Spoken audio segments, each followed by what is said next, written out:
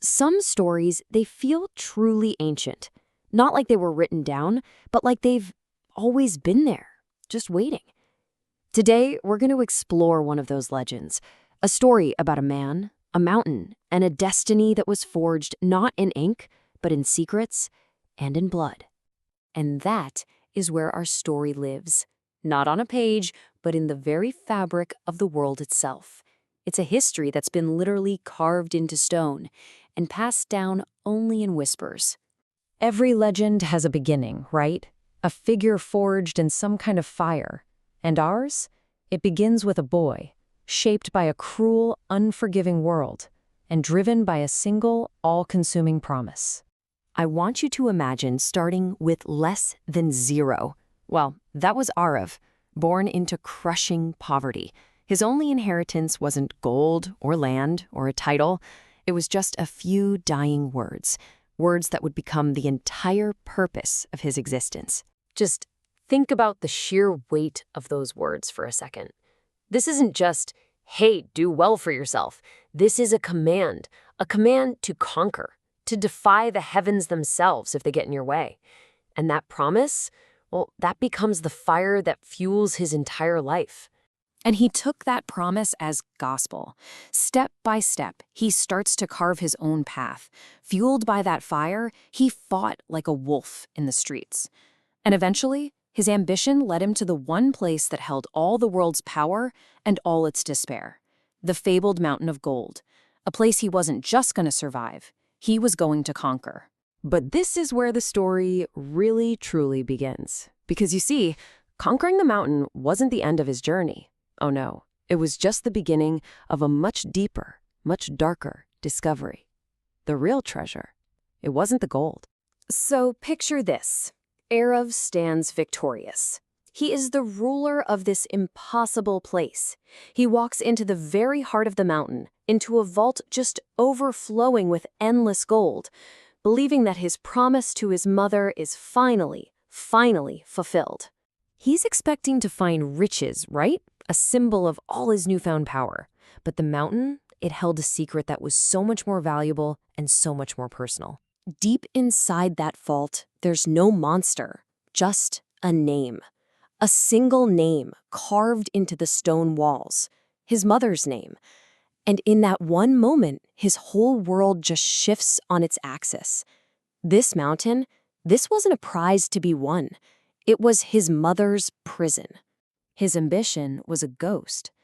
You see, he thought this whole quest was about building an empire for himself, but all along he was carrying a vengeance that he never even knew was his mother's promise. It wasn't about building his future, it was about destroying her past. And just as this new reality is sinking in, the mountain itself speaks. Suddenly, his enemy isn't just the memory of cruel men. It's the living, breathing rock beneath his feet, which claims it owns everything, including him. So Arav conquered men. Easy enough. But now he's up against an enemy made of stone, and of fate itself. The fight is no longer for gold or power. It's for his very soul. And the mountain awakens. It's not just a mountain anymore. It becomes this living, hostile thing. The very earth groans at night. Men start to just vanish into the shadows of the tunnels without a sound. Arav is no longer a king on a mountain. He's a man trapped in the belly of a beast. But Arav, well, he's not the kind of guy who runs away from a fight.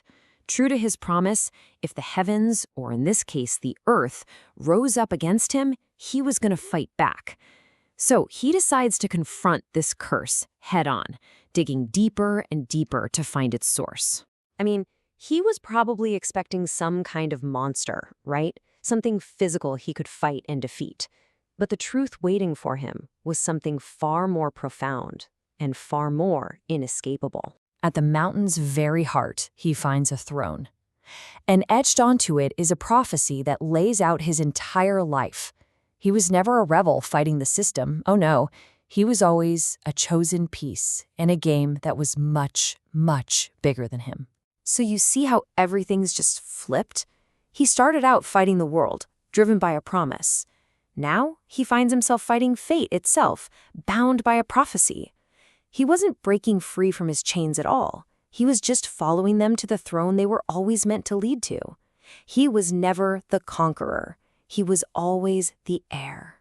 So what does a man do when he discovers his entire life, his whole struggle, was just a prophecy playing out? Well, he embraces it. And this final act of the story, it isn't just about Arav anymore. It's about his place in an eternal cycle. Now, united with his destiny, he and the mountain, they become one. When the outside world sends its armies to try and claim his wealth, the mountain itself defends him. It swallows his enemies whole, becoming his greatest weapon and his greatest ally. But even with all this incredible power, there was one last secret hiding in plain sight. Behind the very throne of his destiny, he finds something that will change his understanding of the legend one last time. And it turns out, the story was never really about him. Or at least not only about him. This final prophecy reveals that he's just one king in a long, endless line of them. The mountain is the constant. Its rulers, they're temporary. And that right there is the heart of the entire legend. This was never the story of one man's rise to power. It's the story of the mountain itself and its endless, repeating cycle. It chooses a master, it empowers them, and in the end, it replaces them. Arav wasn't the master. He was just a placeholder. And just like the prophecy said, his time came. One night he was simply gone, as if absorbed back into the stone and whispers he came from. With its king gone, the mountain fell silent once more, and it waits. Which leaves us all with this final, chilling question. The legend says the story isn't over. The mountain is still out there waiting for another soul with enough fire, enough ambition to claim the throne. So it kind of makes you wonder, doesn't it? Who's next?